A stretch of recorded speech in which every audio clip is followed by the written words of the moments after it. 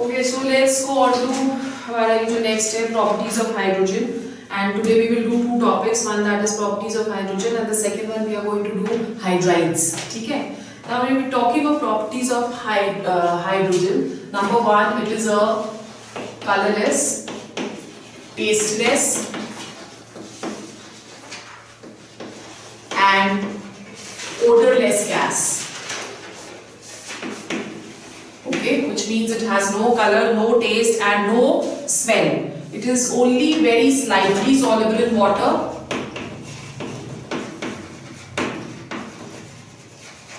It is very slightly soluble in water, and you can say approximately 2 volumes of hydrogen that is soluble in 100 volumes of water.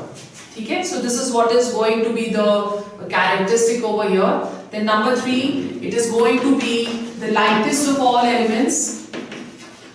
It is the lightest of all elements of the periodic table, and it is diatomic in nature with a Poisson ratio of 1.40. You know what Poisson ratio is? That is Cp upon Cv, and because of this numeric number over here, or the numeric figure over here, the gas, it gets a diatomic structure. Okay. Then it has low melting and boiling points.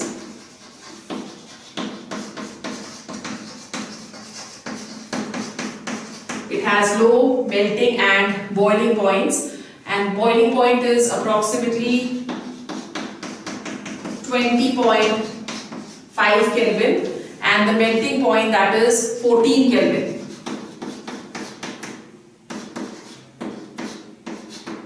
It is 14 Kelvin. Okay? Now when we are talking of the various physical constants over here, when we speak of ionization energy, the ionization energy is of the order of 313 kilocalories per mole. Okay? Then number 2, we have electron affinity.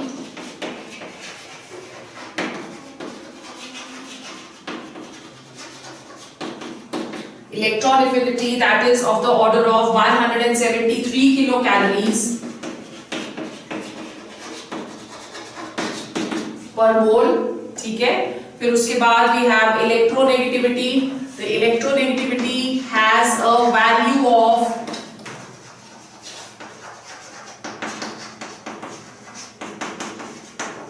which is 2.1. ठीक है. And then we have critical temperature, that is very, very low,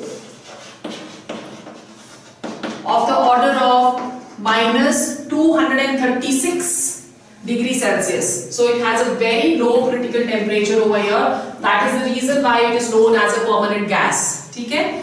Then the Bond energy is high, 436.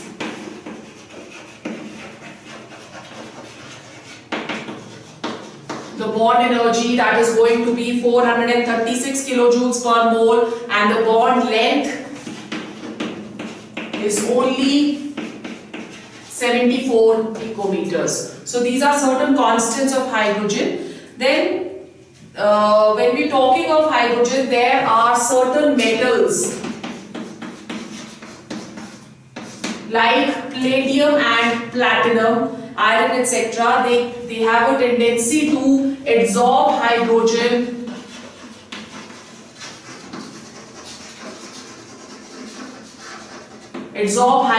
to quite an extent. Okay? So they can easily absorb hydrogen, and this method that is used for the purification.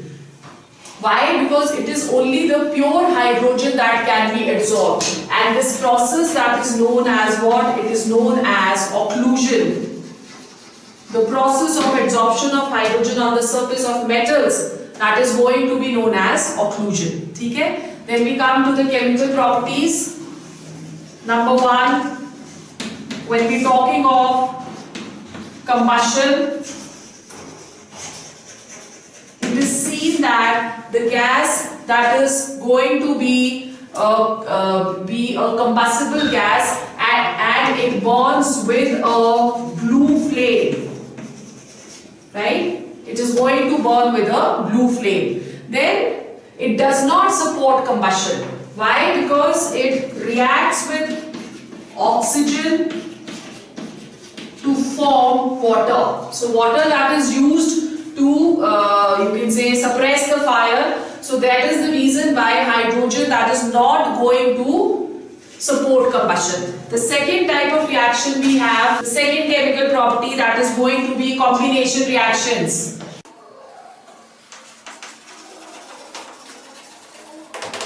The second property, that is combination reactions. Now hydrogen, when we see, it is not a very reactive metal.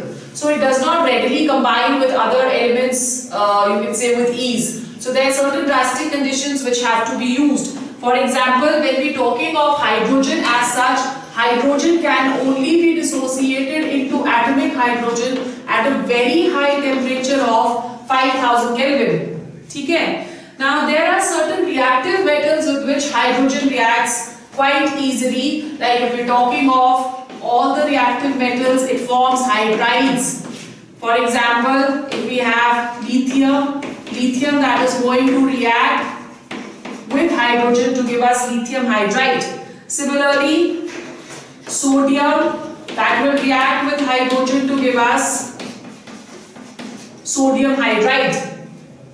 Okay? And we have calcium. So all these reactive metals, they can react easily with hydrogen. Then non-metals also react with hydrogen. So when we are talking of non-metals over here,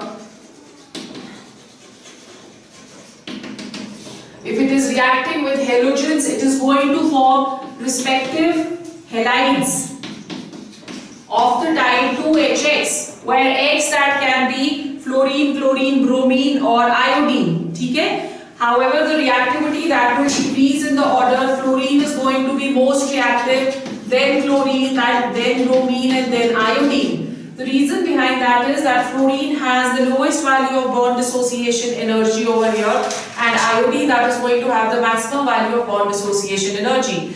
Then it can react with sulfur, but the reaction only takes place on ignition. So this is going to give us hydrogen sulfide, and then it reacts with nitrogen in the presence of a catalyst, which is iron, and promoter as molybdenum, okay, to give us ammonia by the Haber's process, right? Then hydrogen has a reducing nature.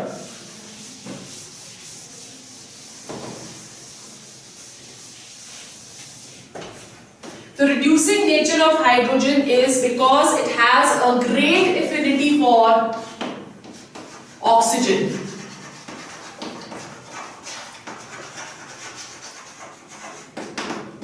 When we are talking of reducing nature over here, it is going to have a great affinity for oxygen. So it can, you can say, extract oxygen from various oxides. Like for example, we have PbO. So PbO is, hydrogen has a tendency to reduce PbO into the metallic state of lead. Okay? In a similar manner, if we have copper oxide plus hydrogen, this is going to give us copper plus water. Okay? Then the oxides of strongly electropositive metals, such as that of alkali and alkaline earth metals, they cannot be reduced by hydrogen. So, alkali metals, oxides, and alkaline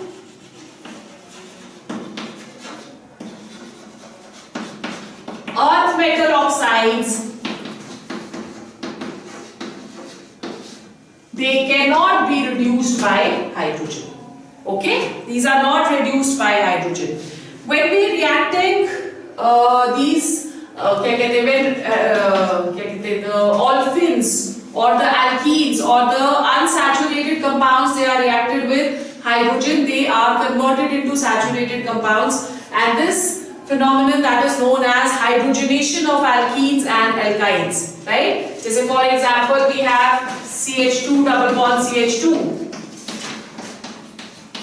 So reduction can take place in presence of palladium to give us CH3 and CH3. In a similar manner, if we have acetylene plus hydrogen in presence of palladium or nickel, this is also going to get reduced to the corresponding alkanes. So it has a tendency to reduce the alkenes and alkynes to their respective alkanes, right? Then when we are talking of reaction with carbon monoxide, in case of carbon monoxide, it is going to form its respective alcohol.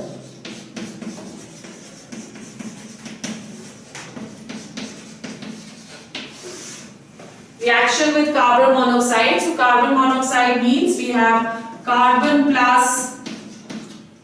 monoxide plus H2. The reaction that takes place at 700 Kelvin in presence of zinc oxide or chromium trioxide as catalyst, and this is going to give us alcohol. The respective alcohol, methyl alcohol. Okay, then we come to a very important reaction of hydrogen, that is hydroformylation. The fifth one, hydroformylation of olefins.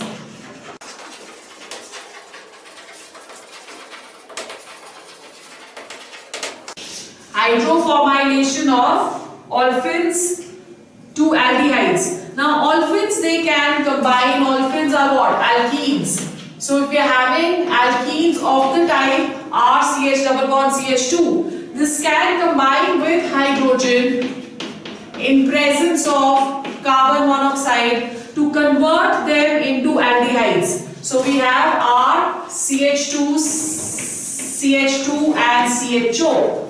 And the aldehyde is also going to have one carbon atom extra than what was present in the reactants. Okay? Now this, when is reacted with hydrogen further, reduction of this takes place to the respective alcohol. So we are going to get over here OH. Okay? So alkene is first converted into aldehyde with reaction with hydrogen and carbon monoxide, and then further when we are reacting with the hydrogen over here, we are going to get the respective alcohol. Okay? Then we have a lot of industrial applications of alcohols, of hydrogen. So let's go on to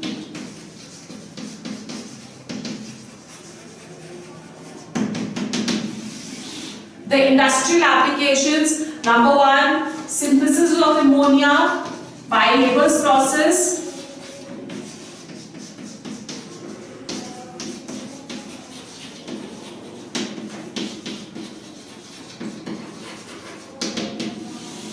Synthesis of ammonia by Haber's process. So यहाँ पे we have N2 plus 3H2, again in presence of, as I just said, Fe as the catalyst. The reaction is highly exothermic, so the reaction that takes place at low temperature and it is going to take place at high pressure to give us ammonia. This is the industrial preparation of ammonia which is done. Then we have manufacture of methyl alcohol. Manufacture of methyl alcohol.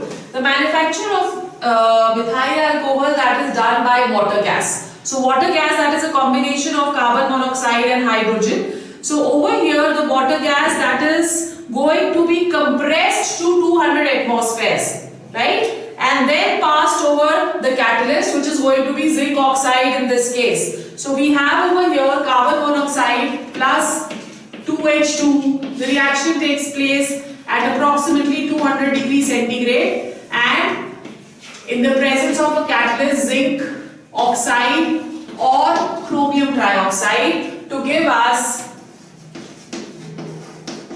methyl alcohol, right? So this is what the manufacture of methyl alcohol, that is another reaction over here. Then we have manufacture of hydrogen chloride. Combination of hydrogen plus chlorine, that is going to give us 2HCl, and this hydrogen chloride which is formed over here, that is going to be absorbed in water. Okay, फिर उसके बाद we have it is also used in processing of foods.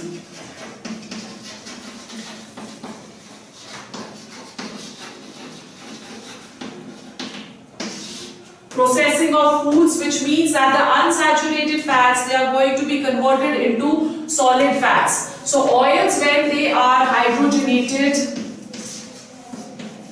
in presence of H2O, that is going to give us solid fats or Vanaswati ghee. Okay, so this is one very major importance of hydrogen over here. And then it is also used as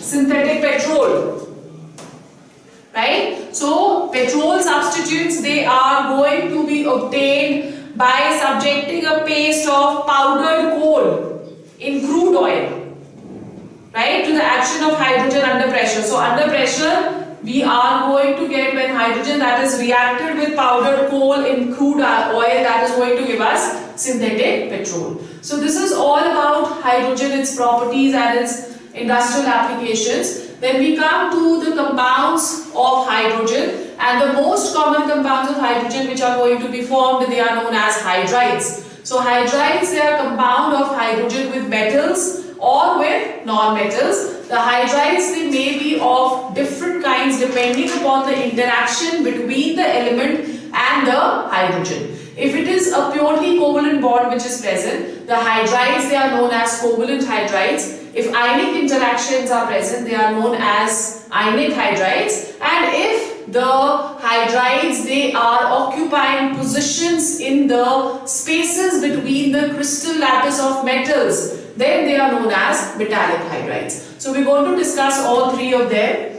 Okay, so let's go on to the first type of hydrides. Basically, what are hydrides? Hydrides, they are binary compounds, right? Hydrides, they are going to be binary compound with various elements and hydrogen. Okay, now in all of these, hydrogen that is going to have an oxidation number of -1. And it depicts its electronegative nature just like the halogens. So the first one which we are going to discuss over here, they are known as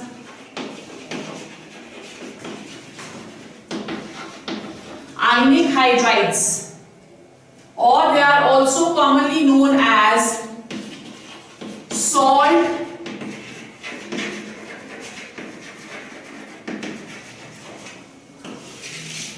salt-like hydrides, right? So when we're talking of ionic hydrides, these are the hydrides of hydrogen with highly electropositive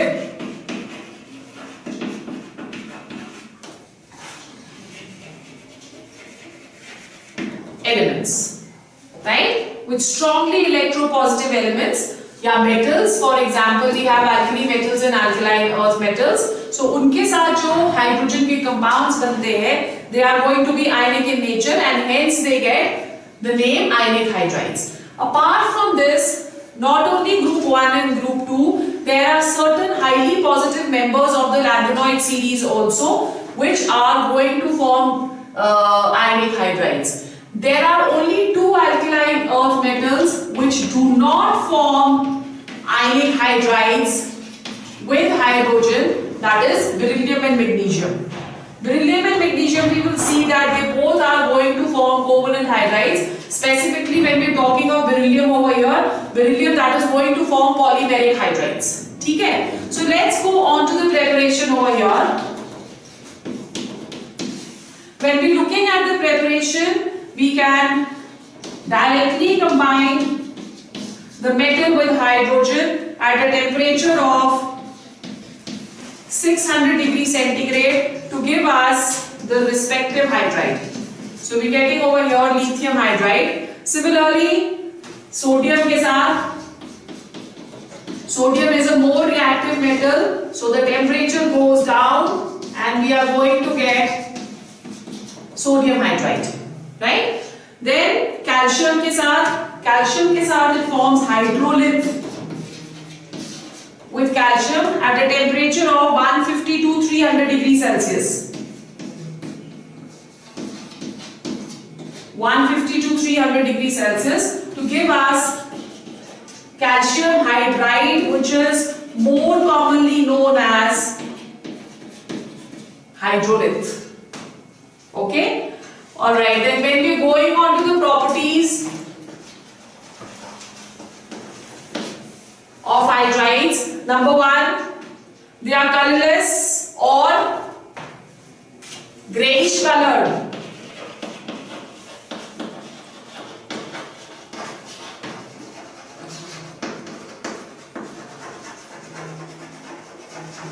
They are going to be colorless or grayish colored crystalline solids,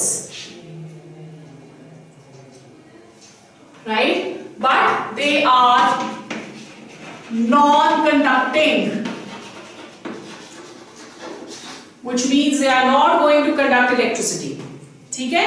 Then they have high melting and boiling points, obviously, because the forces of attraction over here, they are strong electrostatic forces. So high melting and boiling points, because the forces of attraction, they are going to be stronger electrostatic forces of attraction. Now over here, they can conduct electricity in molten state, liberating hydrogen at the anode. So if you are having lithium hydride, this is going to dissociate into Li positive plus H negative. So if you are looking at the reaction at the cathode, तो reaction cathode पे क्या होगी? Li positive minus plus 1 electron to give us Li, and if you are looking at the reaction of anode, 2H negative minus 2 electrons to give us hydrogen at the anode, right? Now they can undergo redox reaction with water to produce hydrogen and basic solution. So when we are looking at reaction with water, we have lithium hydride plus H2O. It is going to give us LiOH plus hydrogen. So it is going to undergo redox reaction over here, oxidation reduction reaction, in order to liberate hydrogen. They are going to have very high heat of formation. That is because electrostatic forces of attraction, they are present. So the formation of ionic bonds, we need a lot of energy. Okay? Then when we are talking of stability, when we are talking of order of stability of ionic hydrides,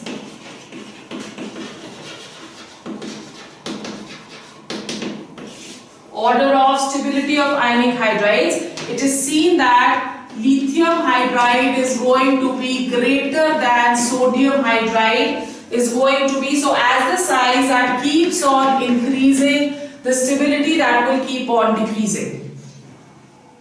Okay? So stability decreases as the size that will keep on increasing over here. So lithium hydride, then sodium hydride, then potassium hydride, then we have rubidium hydride and cesium hydride. When we are going to alkaline earth metals, beryllium and magnesium, they do not form. So we have calcium hydride, strontium hydride and barium hydride. So this is going to be the stability. Okay? Then we go on to the next property over here. The next property is that they burn in air. What happened? That they burn in air on strong heating. Okay, so when we are talking of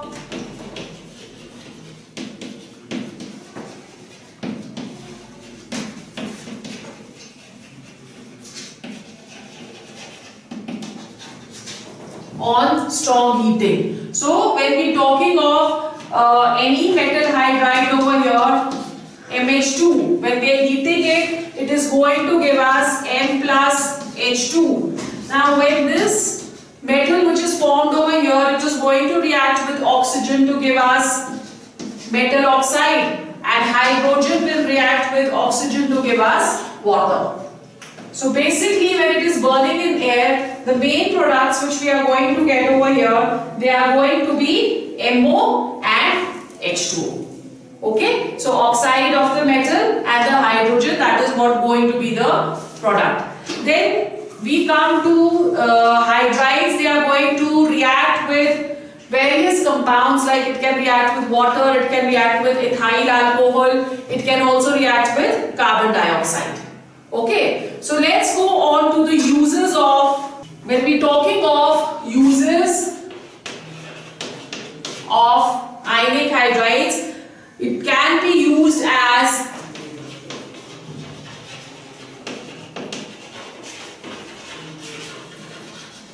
reducing agents, it is used as solid fuels,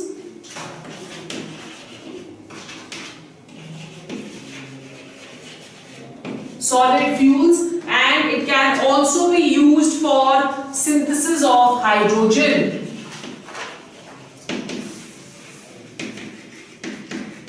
So these are the uses.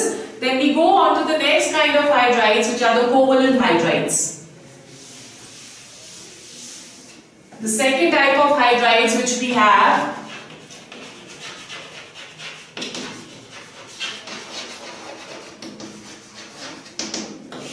they are known as covalent hydrides. Now, covalent hydrides, they are also known as molecular hydrides. That is another name which we give to them. Right? Covalent hydrides or molecular hydrides. In this case, the forces of attraction, they are going to be covalent bonds.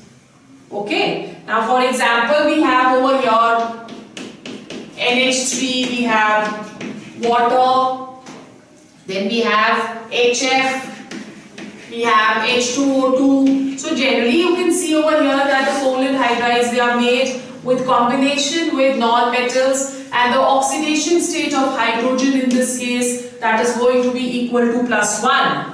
Okay? Now apart from these, there are certain metals also with which covalent hydrides they are formed. For example, metals of the type aluminium, gallium, tin. ठीक है? फिर उसके बाद lead, antimony, bismuth, polonium. With all of these, they are hydrogen that is going to form what? It is going to form covalent hydrides. Right? Now all of these hydrides which are formed with metals, they are going to possess metallic luster. Okay? So they all are going to have metallic luster. Simplest kind of hydrides which are formed is with boron, which is B2H6, which is known as diborane, and with gallium, Ga2H6. Okay? Now in case of other hydrides or with non-metals like silicon के साथ it forms polymeric hydrides and they are known as silanes. ठीक है? Then it can form hydrides with polymeric hydrides with germanium also. Okay? And then nitrogen, phosphorus, oxygen and all the non-metals, they are going to form polymeric hydrides. Now these are further of the following types. The first one, they are known as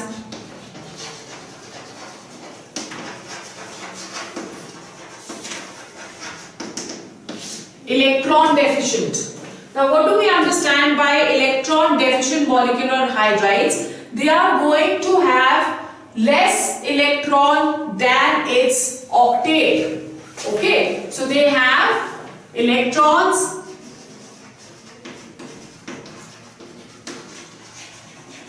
less than octet. For example, we have B2H6. So in case of B2H6, its monomer unit, that is going to be BH3. So it has 6 electrons in the outermost shell. Therefore, they are said to be electron deficient molecular hydrides. Then we have number 2. Electron precise electron precise molecular hydrides which are going to have 8 electrons in the outermost shell. So the octet over here is complete.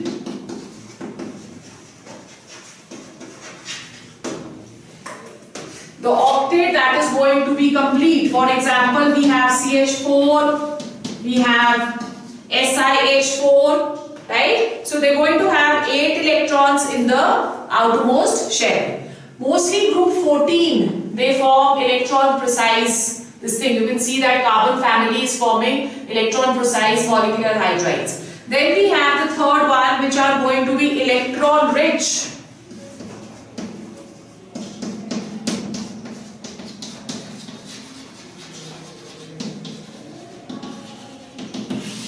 Electron rich. For example, over here there must be a lone pair of electrons which are present, which are not participating in bonding. So NH3 is an example over here. They're going to have lone pairs. Then we have another one which is water. So this is also going to have lone pairs. So these are known as electron rich hydrides. Okay? Now the hydrides, they can be generally obtained by direct combination with the non-metals. Like for example, we are saying that N2 plus 3H2 to give us 2NH3, right? And in a similar manner, if we are having halogen to give us 2HX.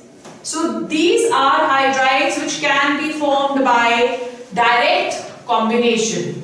Is it clear? Okay, so this is the type how we can prepare certain kind of hydrides. Then we have another hydrides which are known as boron hydrides.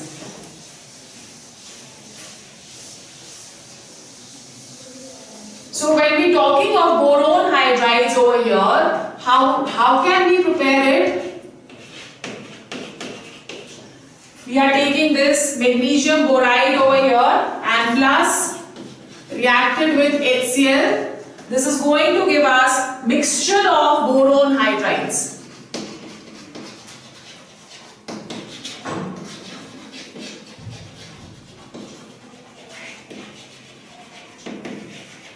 They are going to give us mixture of boron hydrides. Then we have over here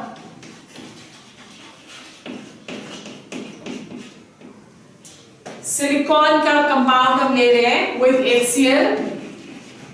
This is going to give us mixture of silanes, that is silicon hydrides.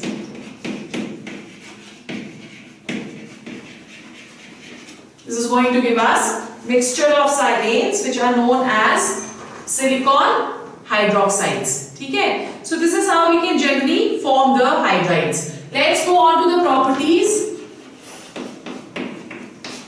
When we are looking at the properties of hydrides, they are held together by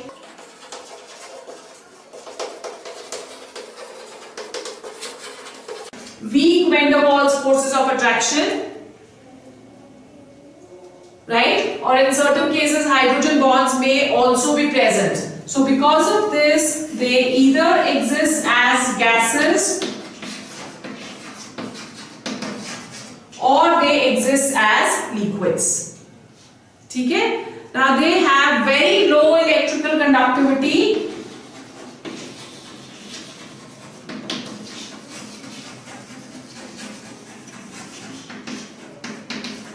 They have very low electrical conductivity. The reason behind that is the forces of attraction, they are going to be covalent bonds. So electrical conductivity cannot take place over here. When we are talking of thermal stability that decreases down the group. So if you are taking hydrides of group 15, NH3 is going to be thermodynamically most stable, and after that phosphine, ASH3, SPH3 and BiH3. So the thermal stability that will keep on decreasing down the group, right? Now when we are talking of covalent hydrides, those which have a lone pair of electrons, they are going to behave as basic hydrides. Okay, so we're talking of basic and acidic character. All those which are going to have a lone pair of electrons, like NH3, this is going to be basic in nature. And as we are moving a longer period, the basic character that keeps on decreasing. So if we go on to the next hydride over here, water, this is going to be neutral, right? And if we go into the next one, HF, this is going to be acidic. Okay, so when we are going a longer period, the basic character that is going to go on to the acidic character. Is it clear? Then let's go on to the uses. Boron hydrides, they are used as high energy fuels.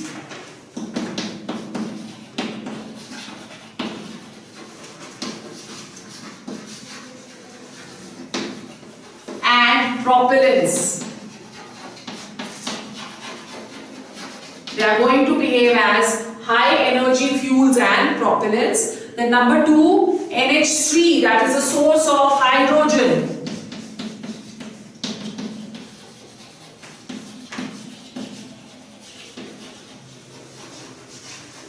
NH3, that is a source of hydrogen. Then phosphine, that is used to make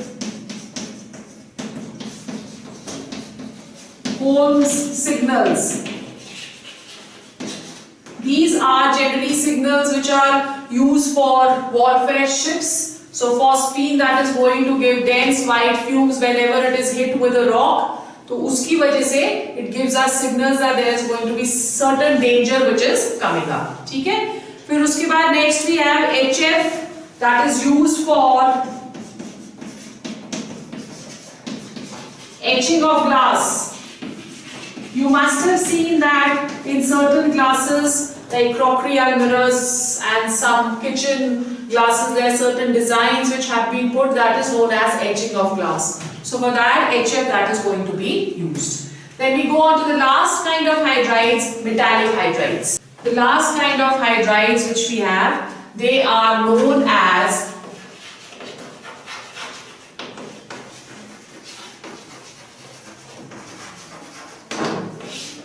metallic hydrides. Now, metallic hydrides, they are compounds which are going to consist of transition metals and hydrogen.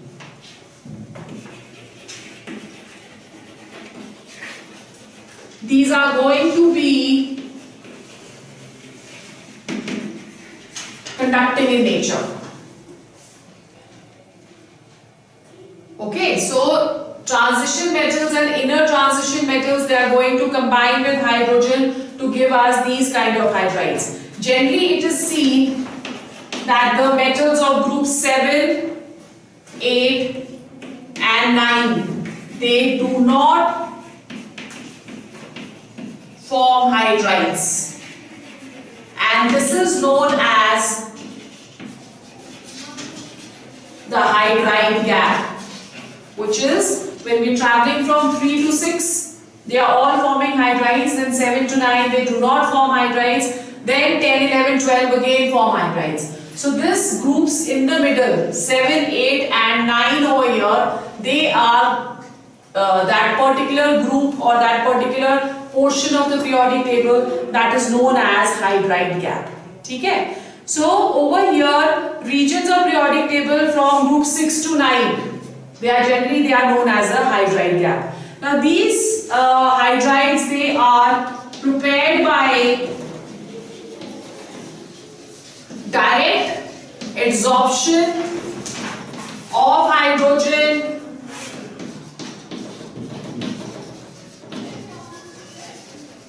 on the metal surface. And as I just told you, that the process that is going to be known as occlusion. Okay. Now these composition of the hydrides may not correspond to the composition which we can see. So we have two types of hydrides, metal hydrides over here. One which is non-stoichiometric metal hydrides, right? Non-stoichiometric metal hydrides. For example, we have palladium.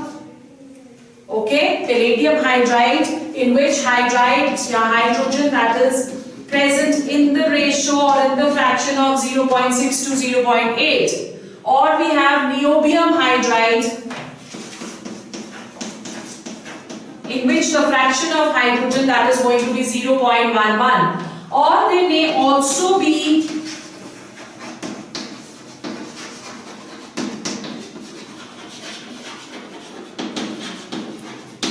stoichiometric hydrides. Now stoichiometric hydrides are of the type we have scandium hydride, we have ytterbium hydride, or you can have lanthanum hydride and so on. Okay? So these are going to be stoichiometric. Then let's go on to the properties. When we are looking at the properties over here, number one, they are black, powdery,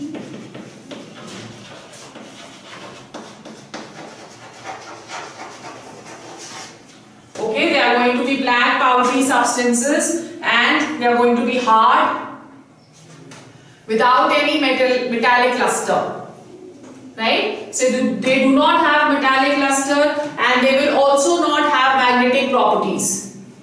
Okay, so these hydrides, they do not have metallic properties. They are good conductors of electricity. We've already written over here that they are going to be conducting in nature.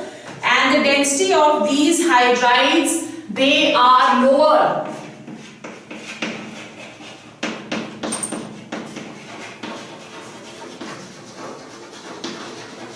They are lower than what? They are going to be lower than the metals by which they are formed.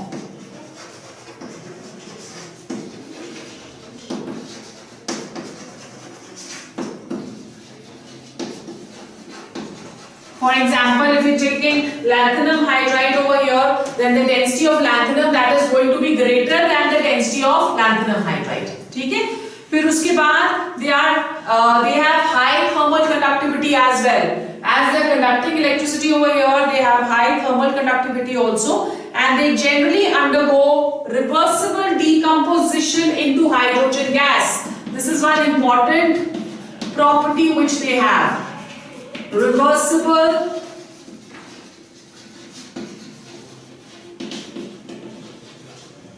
decomposition into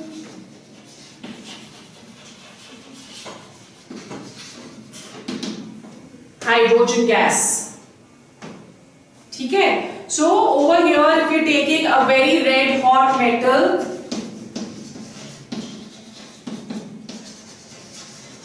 and we are reacting it with hydrogen, this is going to what we are doing over here is, when we are mixing them we have to bring down the temperature. When occlusion that is going to take place. ठीक है? जब occlusion होती है तो we are going to get a hydride which is known as interstitial hydride. Initially they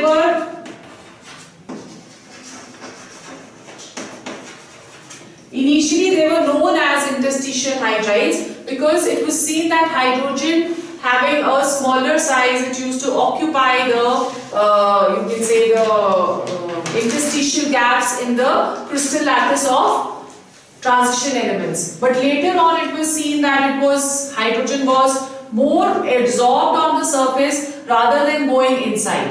Okay? So then they were known as metallic hydrides. Then on strong heating, when we are heating this, on strong heating, it will give us back the metal plus hydrogen is going to be liberated.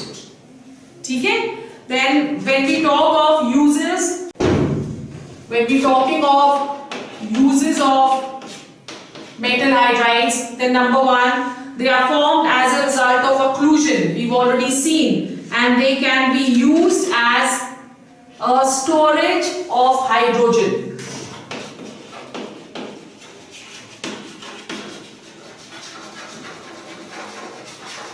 They are going to be used as storage of hydrogen. Okay? And they are also used in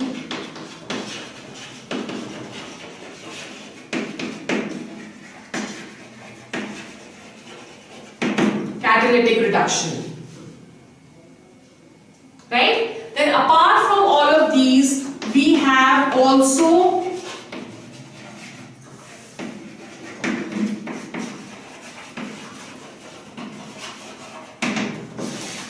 polymeric hydrides. Polymeric hydrides, they are generally formed from compounds of beryllium, okay, या magnesium, या aluminium. So they form polymers over here. Okay, generally the elements or the metals which have electronegativity in the range of 1.4 to 2.0, they are going to form polymeric hydrides. Right? And then the last one we have over here is complex hydrides.